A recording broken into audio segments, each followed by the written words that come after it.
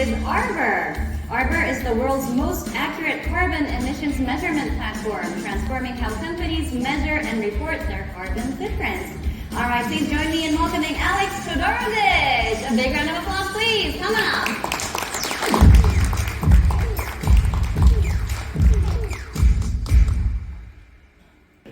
Thank you, everyone. I am Alex Todorovic. I am CEO and founder of Arbor. We're from Canada, which is a lot colder than Japan, just FYI. So what we do is carbon emissions calculations for products. Carbon emissions are the most significant source of climate change, and climate change actually presents a huge risk and challenges to Japan, affecting everything from public safety, economic stability, increase in natural disasters, producing then damage to infrastructure, economic strain, agricultural impact. Since 1900s, Japan's average temperature has risen about 1.2 degrees Celsius, which doesn't seem like much, but this year is the first year ever recorded in history that Mount Fuji had no snow in all of October. So it is making a difference.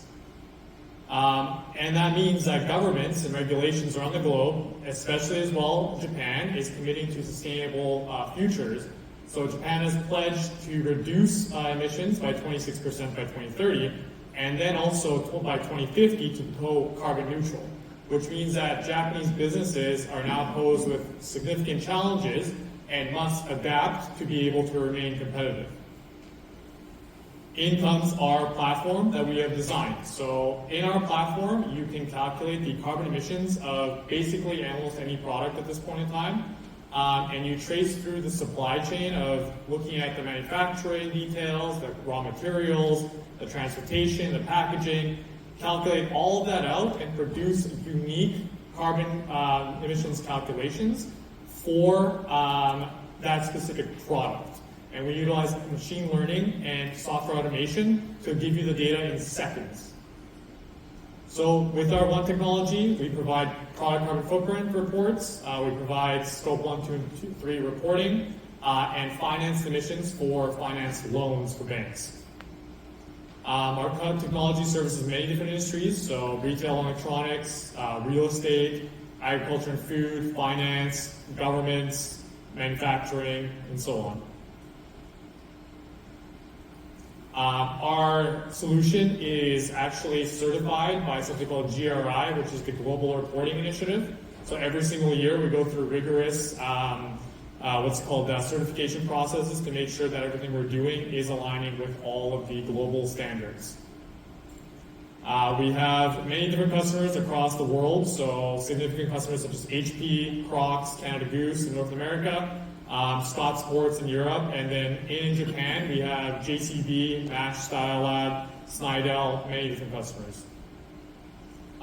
Speaking of, so we worked with JCB, for example, recently to create a white paper on GHG emissions associated with countrywide financial payment systems, looking at the difference between paying with cash, debit, coins, tap, the emissions generated from each payment type. We also had a live product POC in Shinjuku in Tokyo at one of the Illuminate malls, where we calculated the CO2 of many different products from brands like Snidel, Gelato PK, and provided QR code tags for consumers. So we started with data collection, collected information for these products, calculated the CO2 emissions to showcase the data, and then generated QR codes that were attached to the product tags, and then consumers could scan those tags to get a lot more information about the environmental impact of those products. We are now expanding that to 8 different locations.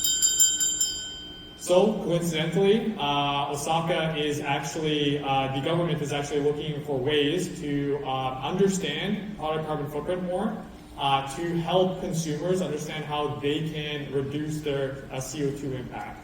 And so their biggest challenge is actually lack of access to data in an efficient manner, and that is data that is accurate. Our system has been built exactly for this purpose. We provide data in seconds. We are extremely focused on accuracy and making sure that everything is done in the proper ways. And we are one of the only companies that provides actually product level information so that you can compare one product to another. If you'd like to see a demo, please visit our booth. We can show you some cool live demonstrations of our technology. Thank you.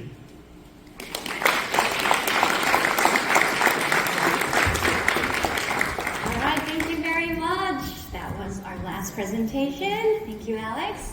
Do we have a question? Julia, please. Yeah, so thank you, Alex. So I understand carbon counting, company level, supply chain level, your carbon counting visualizations come from the product level, which I understand. Given the circumstances in Japan, there's so many carbon accounting visualization process. On the other hand, look at corporate clients. There are very limited amount of ESG talent, i.e. Japanese corporate tend to rely on one solution, one provider to give every one task into one vendors, because given the amount of the workforce in their side. How can you squeeze your solution into, for example, Japanese corporate customers? One, what is the feedback from those clients so far? Yeah, so we already are working with a number of Japanese corporate customers. The feedback so far is that they're pretty blown away by the level of granularity that we can do, as well as how efficient it is. So by efficiency, I mean it's not just the time, but the time also is the lower cost. They don't have to hire a consultant firm or even actually most of the other competitors we have it looks like a tech company, but it's actually people doing the work in the background. And so when you're using a software, it's much faster, much cheaper, and they're also blown away by the level of detail we go into. So we've had to actually, because as a foreign company working with a Japanese corporation, I'm sure there's a lot of questions you have to answer and a lot of hoops you have to jump through. So we've had to do many different comparisons to other providers. And every single time there is something they leave out and they don't talk about. And so, for example, calculating wool was one of the tasks we were provided with.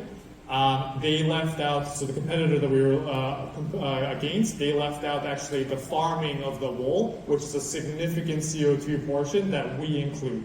So our numbers looked higher than theirs, but that's because they did not account for a large section. Great, thank you for your question.